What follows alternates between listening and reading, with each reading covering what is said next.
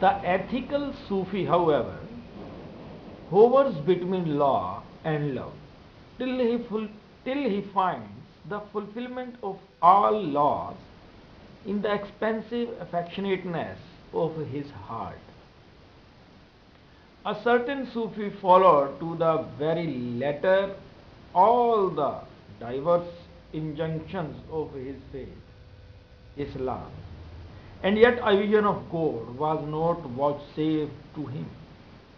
He appealed to God against this apparent injustice of his. God replied, "If you want to see me, go to the house where there are song and dance." Where there are songs and dance. The Sufi was astonished at this, for had he not read in the Quran that such things are taboo? However, he made up his mind to visit the house of a person who was fond of music. As he listened to the songs which were being sung, he had a vision of God vouchsafed to him, and he heard God saying to him, "Taboos make of me a tyrant of me, who am thy lover." Taboos make of me a tyrant of me. Very interesting thing. I am again repeating it. Taboos make of me a tyrant of me, of God, of me, who am thy lover. The unitive Sufi sets no store by ecstasy and miracles. He says, miracles hinder the elect from penetrating the inner shrine of truth. He believes in the illuminative capacity of love, which is both all-inclusive and selfless, says Muhammad of Sebister. Says Mahmud of Sebister, to him whose soul is illuminated, all the universe is the book of God Most High. It is the ethical Sufi who is impatient to attain to a state of ecstasy, for he feels that that is the height of spirituality. Who? Ethical Sufi. The unitive Sufi is often a poet, while ascetic or ethical minded Sufi is a philosopher. Very minute difference. Unitive Sufi is often a poet, while the ascetic or ethical minded Sufi is a philosopher. Both attain in the end to the same goal.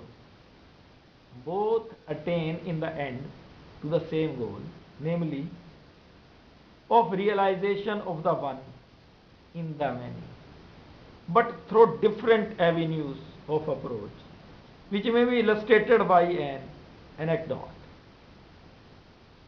It is said once two great Sufis, Ibn Sina and Abu Said, met each other and were engaged in a long conversation. After they had parted, they were asked by their respective disciples to give their estimates of each other. Said Ibn Sina, "What I know, he sees." And Abu Said observed, "What I see, he knows."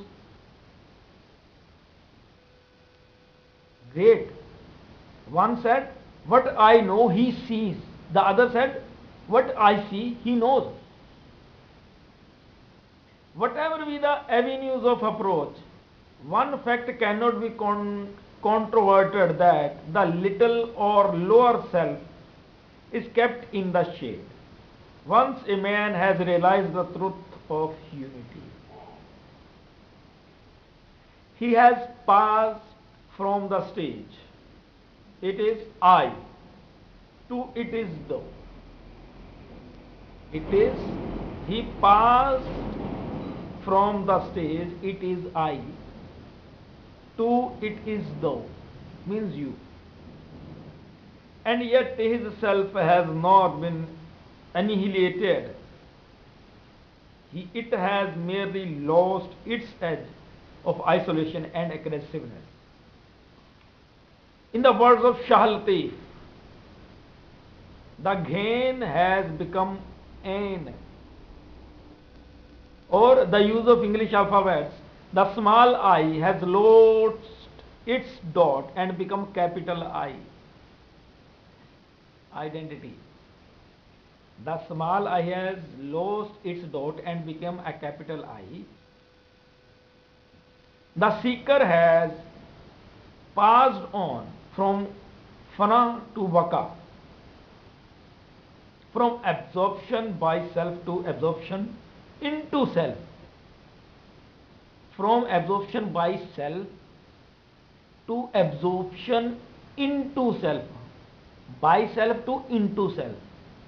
He has died unto himself so that he might live, for he knows that the eternal he can never die. The eternal he can never die. Atma.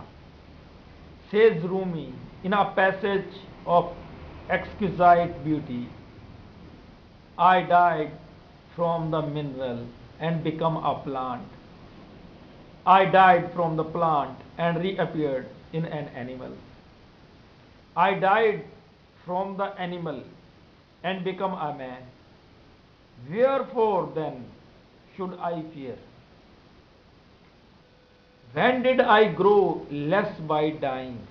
Next time I shall die from the man, that I may grow the wings of the angel. From the angel too must I seek advance. All things shall perish save his face. Once more shall I wing my way above the angels. I shall become that which entereth not the imagination. Then let me become naught for the harp string. Crieth unto me, verily, unto him do we return. Crieth unto me, verily, unto him do we return.